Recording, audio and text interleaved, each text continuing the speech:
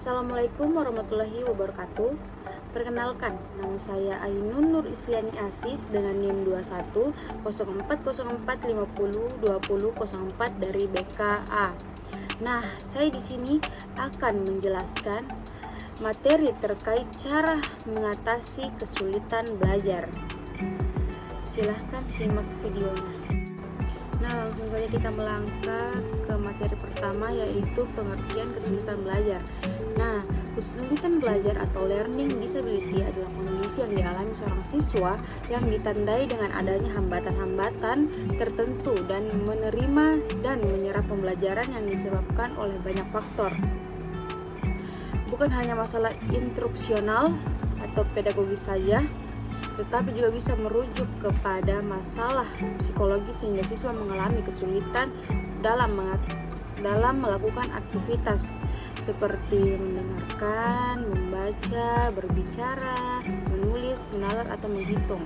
Nah, menurut Trohman 2015, kesulitan belajar adalah peserta didik yang tidak dapat belajar dengan wajar dan berbeda dengan teman-teman lainnya. Hal ini disebabkan karena ada berbagai macam hambatan atau gangguan yang dialami selama kegiatan pembelajaran berlangsung. Nah, selanjutnya itu ada gejala-gejala sulit belajar.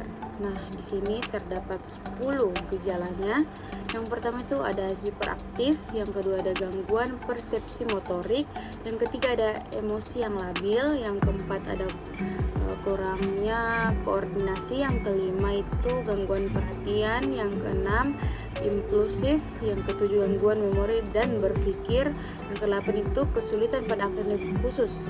Contohnya itu ada matematika, membaca dan menulis, yang ke-9 itu gangguan dalam berbicara atau mendengarkan, dan yang 10 terakhir itu hasil elektroencephalogram tidak teratur serta tanda neurologisnya itu yang tidak jelas.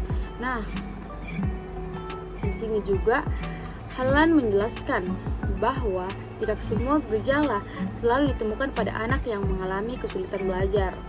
Nah, di sini ada kalanya hanya beberapa ciri-ciri yang tampak. Selanjutnya itu peneliti mengelompokkan 10 ciri tersebut dengan menggabungkan hal-hal yang dianggap sejenis. Nah, teman-teman, apa sih faktor penyebab kesulitan dalam belajar? Nah, yang pertama itu ada faktor pribadi. Nah, di sini yaitu faktor yang berasal dari aspek psikologi diri sendiri, seperti perasaan rendah diri, sulit berkonsentrasi, dan rasa pesimis. Yang kedua itu ada faktor fisik, yaitu gangguan pada fisik seperti penyakit mata atau cacat tubuh yang mengganggu konsentrasi belajar. Yang ketiga itu ada faktor sosial. Nah, di sini meliputi kondisi keluarga yang kurang harmonis, sekolah yang kurang nyaman, atau lingkungan masyarakat yang tidak mendukung. Nah, selanjutnya itu bagaimana sih cara mengatasi kesulitan belajar? Nah, kalian bisa lihat dari PPT yang sudah saya sediakan di samping saya. Nah, untuk mengatasi kesulitan belajar, kita bisa melakukan hal-hal yang berikut. Yang pertama itu menetapkan atau memetakan lokasi kesulitan belajar kamu. Misalnya dengan cara membuat rata-rata nilai yang kamu peroleh pada setiap mata pelajaran. Membuat grafik yang menggambarkan pembelajaran mana yang sulit untuk kamu kuasai, dan merencanakan solusinya. Solusinya itu bisa kamu dapatkan dari konsultasi oleh guru, orang tua, ahli psikologi, atau teman yang bisa kalian percayai. Yang kedua itu bersama orang yang kamu percaya. Nah, bisa kamu mulai menganalisis perkembangan prestasi belajarmu. Dari pembicaraan tersebut diharapkan bisa ditemukan solusi untuk mengatasi kesulitan memahami mata pelajaran yang sulit kamu kuasai. Yang ketiga itu ada kamu harus berani menemui guru mata pelajaran dan berdialog secara jujur dan terbuka tentang kesulitan belajarmu, dan mendapatkan kesempatan tentang apa yang harus kamu lakukan. Yang keempat itu kamu bisa mencari latar belakang penyebab, apa sih penyebab dari kesulitan belajar bersama guru pembimbing. Misalnya nih, kamu menganalisis dokumen diri yang meliputi identitas, riwayat pendidikan, prestasi belajar, keluarga, minat bakat, cita-cita, kecerdasan, lingkungan sosial, atau yang lain sebagainya dengan guru mata pelajaranmu dan orang tua. Nah, yang terakhir itu adalah penanganan kesulitan belajar. Nah, penanganan yang diberikan pada anak dengan kesulitan belajar itu meliputi yang pertama, penata laksanaan di bidang medis.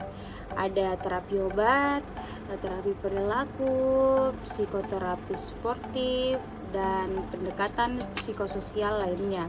Contohnya itu psikoedukasi orang tua dan guru dan pelatihan keterampilan sosial bagi siswa. Nah, yang kedua itu penata laksanaan di bidang pendidikan. Nah, dalam hal ini terapi yang paling efektif adalah terapi remedial, yaitu bimbingan langsung oleh guru yang terlatih dalam mengatasi kesulitan belajar. Guru remedial ini akan menyusun suatu metode pengajaran yang sesuai bagi setiap anak.